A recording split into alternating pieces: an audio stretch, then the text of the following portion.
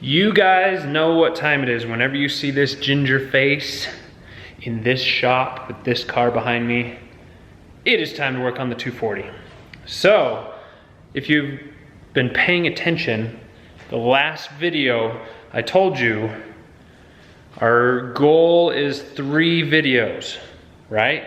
Was it 3? I'm pretty sure it's 3. Anyway, so this is the first one of 3.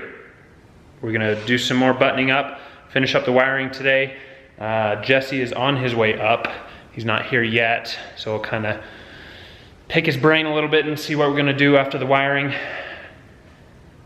But 2 videos from here, so this one, 1, 2, that second one after this, startup video. That is the goal. We're gonna stick to it. We're gonna get it done. Right now, I am working on getting this wire loom over this rat's nest. So this stuff's pretty cool and it looks really good. Yeah, doesn't really focus on it, but you can kind of see what it's doing. All these wires are feeding in to this wire loom. It really cleans it up. So instead of looking like this and just taping it together, it looks like this. So I'm working on that right now while I'm waiting for Jesse.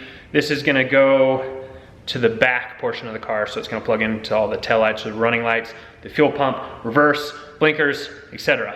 A couple of you commented on last video, or maybe 2 videos ago, asking if I was using or suggesting using a wire loom. I didn't really show you guys in that video, but I am using wire loom. In certain areas, I'm just using the electrical tape where there's a lot of wires going to bulbs, so it's a little bit more difficult to just throw a wire loom over it. But can't really see on this front end that's all completed. You have all these wires are going up into the fender. We won't be able to really see it in the fender, so I'll show you right here. But they all end up right here. As you can see, it's all being fed under the dash here. Not really focusing very well, but this, really clean. Got everything labeled for all the wires. Can't really read my handwriting because it's shit, but cleaned it up really nicely. So that's what I'm doing right now. That way the back side will be connected, the front side's all connected, it'll be all under the dash, and that's where we're gonna be working today. Oh, let me show you the AEM dash we have mounted. Man, I need to clean this damn garage up. Ugh, it is a mess. Don't look at it. Ta-da! So it sits right behind the hub.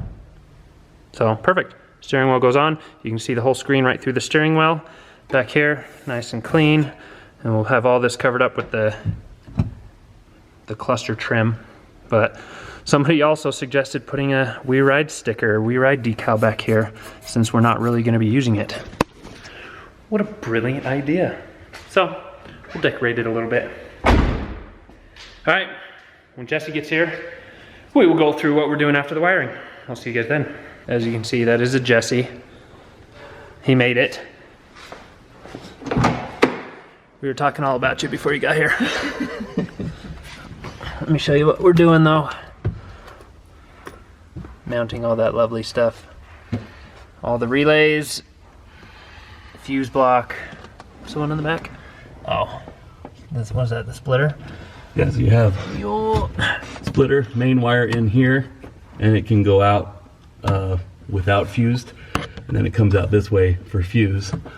Comes over here to, this is the touchpad. Yep. And then there'll be another wire coming off over to this front part, which is another fuse block. Just a power distribution fused block. Nice. We got the AEM dash plugged in, so that's good. That turned out really nice. Like, so clean. oh yeah. So fresh and so clean. Oh, here's the self-tappers. Thank you. So right now Jesse's working on getting this mounted in there. It's attached to this bracket right here. But now, if you can see it, he made a little bracket that we're just gonna drill it into the transmission tunnel. So it'll be nice and solid. And then that'll be done. And then are we gonna connect everything? Yes. Well, we gotta do all the distribution for the touchpad and the fuse block with all the switches for your switch panel. And that's all, and that's all the wires that I brought in, right? From the front? Yes. Easy. I have them all labeled. So simple. And those of you that have been keeping track, as you can see, this is my progress from No Shave November. Jesse has let all of you down and has nothing. I'm sorry. He's been shaving all month. I haven't shaved it yet because I've become kind of emotionally attached to it. Because you're a man. Because I'm a man. And also because I'm debating going through the month of December and growing it until the end of December. I don't know. What do you guys think? Should I shave the beard or keep the beard? I know it like ages me 10 years, so that's a negative. But I also like how it looks. Oh, there goes Jesse's ass action again. These aren't long enough. Work it. Can't. Oh my God. All right, so let me give you a tour on what we did today. I know I didn't really record too much of the process, but today was honestly just mostly us sitting underneath the dash and trying to wire everything in. So there wasn't a lot, but I'll show you what we did. There wasn't a lot, but there was a lot. Let me show you. So in here I have, oh, you can tell when things are getting serious when you put the cap back onto the gas tank. So we have the fuel pump wired in, so we have a little relay right here.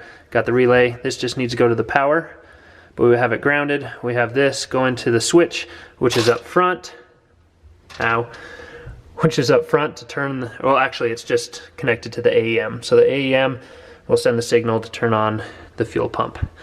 So that's all wired in. The harness I was making at the very beginning of this video is right here. We have it going in there, and it's routed underneath with the battery wire under the carpet and up to the front. So let's take you to the front.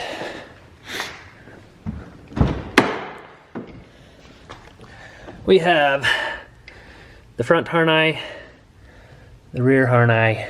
We got the big red power wire here. We have everything plugged in and ready there. We have the AEM dash plugged in right there. I showed you that earlier. Underneath here, it's not connected, but we have the ARC touch panel, fuse relays. We have a fuse block, and we have the splitter that's in the very front of that. So it's not done, but it is set up to be done. I'm gonna take the day Saturday morning. I'll have a little bit of time to work on the car.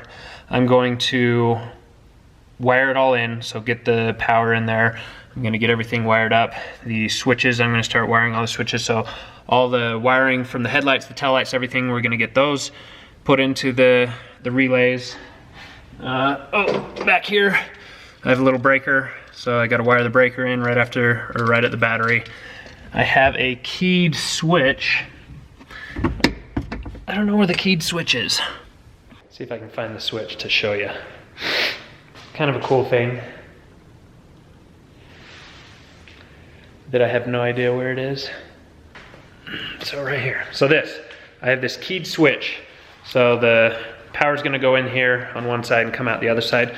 But this keyed switch is kind of like a normal ignition on a car. Since I completely tore that out and the original key is useless and isn't really gonna start the car, that's gonna be security, so I can take that key with me so somebody can't just come in and push the start button on my touch panel. So that'll be security for that. We're gonna have a couple other backup ways to make it to where somebody can't just start this up. But let me show you the diagram. So this is what I'm gonna be working on Saturday. Kind of a rough drawing, but these wires are basically all set up. I just have to now connect it all to each component. So we got it all drawn up. I just have to execute this map and this plan. Some of you wiring gurus can understand this like butter. It's probably nothing to you, but get everything wired in, everything mounted. And then that way, oh, I do need to route the rear brakes. So I'm gonna connect all the wires, route the rear brakes, and that's it. Then I'm gonna fill the tranny with transmission fluid. I'm gonna get brake fluid for the clutch and the brakes, automatic transmission fluid for the power steering, coolant, oil, and literally I'm just waiting for a startup map after that, and we can at least fire it up and see if it's running and see what's leaking so we can fix the leaks and fix anything that's wrong and fix some of the wiring. I don't know, but that's telling you how close we are. Remember, 3 videos. This is number 1. We have 2 more.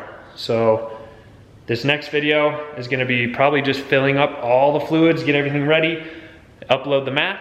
I want the last video to literally just be focused on starting the car. So whatever we need to do to get the car ready and started, the final video is gonna be that. I also said we were gonna shoot for getting this thing running before there was snow on the ground. That was like 4 videos back. Didn't make it. Shit happens. I'm sorry. But hopefully, no, not hopefully, I'm sticking to this 3 video goal. So our 3rd video, this thing will be started. I promise. This will be started. 2 more videos and you guys will see this fired up. But then we have to get it to a dyno before we can really rip into it. So it'll just be a startup. We have to drive it to a dyno, get it tuned in, and then we'll rip the shit out of it and make some really fun videos. So hopefully you guys enjoyed this one. Really quick, not a lot of footage, but it's a lot of the little finicky stuff that nobody really cares about seeing. So just wanted to show you the little things that we did. Some big steps next time with the fluid, and then let's get this thing started. Okay, we'll see you guys next time. December.